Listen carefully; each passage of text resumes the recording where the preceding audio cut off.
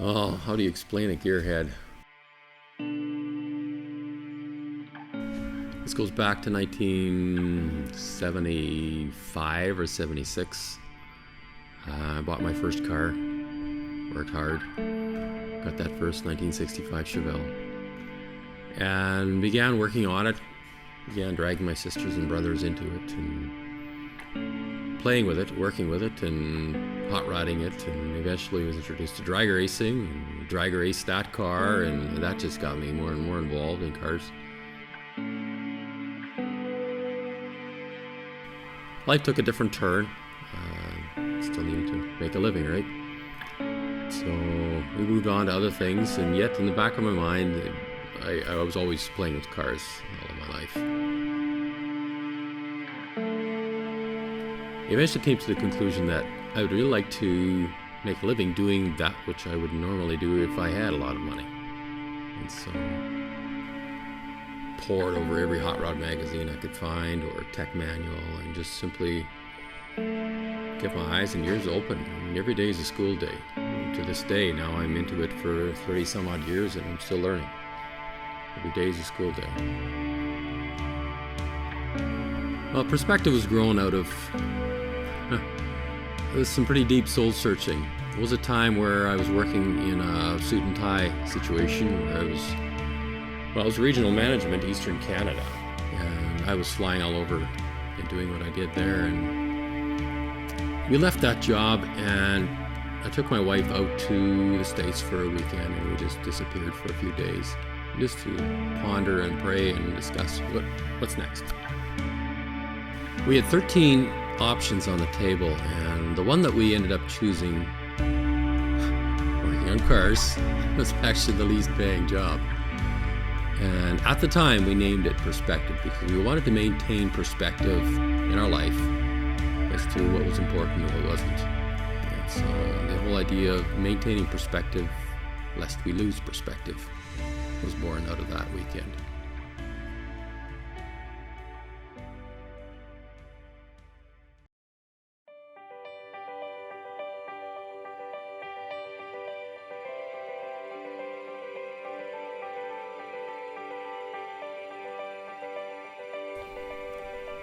The show in Regina is a unique show. They show about 300 cars.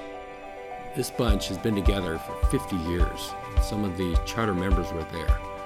And one of the charter members owns this 32 Ford that we're going to work on.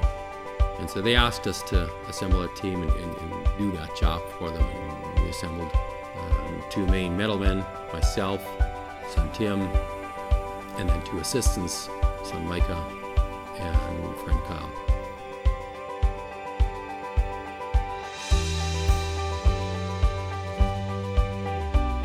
We started planning Thursday night, getting a couple things prepped.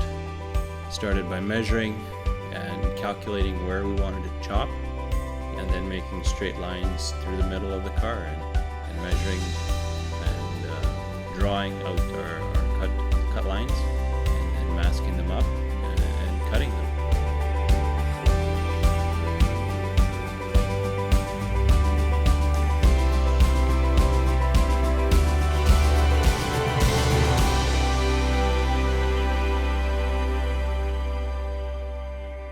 The customer had a 3-inch chop in mind, and so we laid out tape lines and carefully marked everything, and then removed the tape and then moved into cutting that 3 inches out. And the moment we started to make noise, of course, that builds new interest as well. The individuals that came by and just stood and watched and learned and asked questions. That was good to see.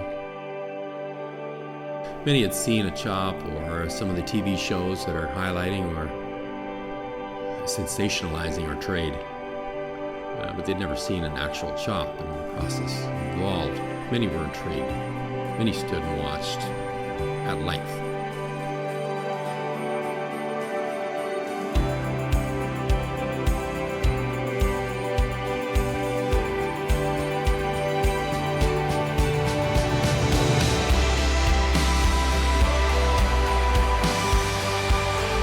That was an interesting moment there, and it just so happened the owner was there. The club is doing this was doing this for one of its charter members, and to see him, well, we know he's been dreaming about it for years, and he held a corner, and when the final disconnect happened, it was like umbilical cords separating here, and here we are. Here's this part that needs to go back together later on, but various key people were holding on to this thing, and liftoff was a moment.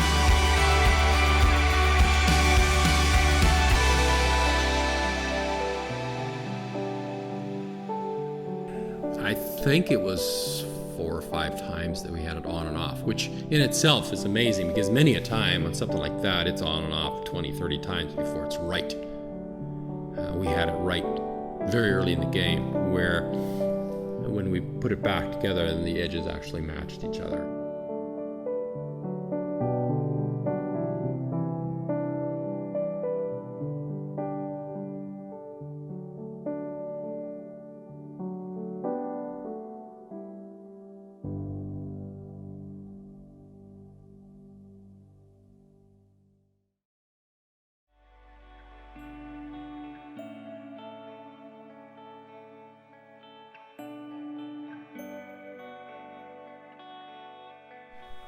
One of the highlights of my weekend out there was seeing the culmination of hours and hours of work coming together on the Blue Challenger. And the way it worked out, the owner of the car knew the car was coming. What she didn't know is that we were bashing to try and get this car ready for the show, and actually presented at the show finished.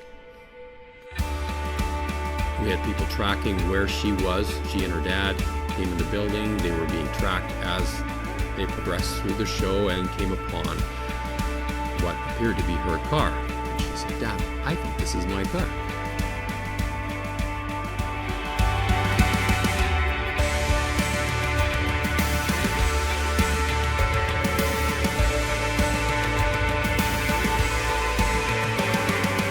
It was picture perfect. It was like any TV show you've seen where a car is revealed or unveiled.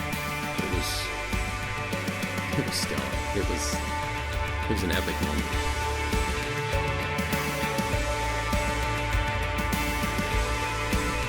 Well, I think the one word that comes to mind is satisfaction.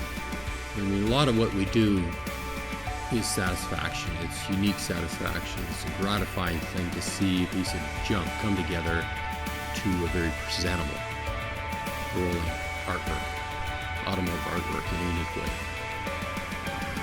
To see a show like that with 300 plus cars, each one of them has a story to tell. Each one of them has a reason to be there, and why they're there, and or what it took for them to get to that show. There's a driving force that, that supersedes logic. For me, it was highly satisfying. Working with my guys, working with my sons, had its own reward as well. Seeing the unveil of the Challenger, it was stellar.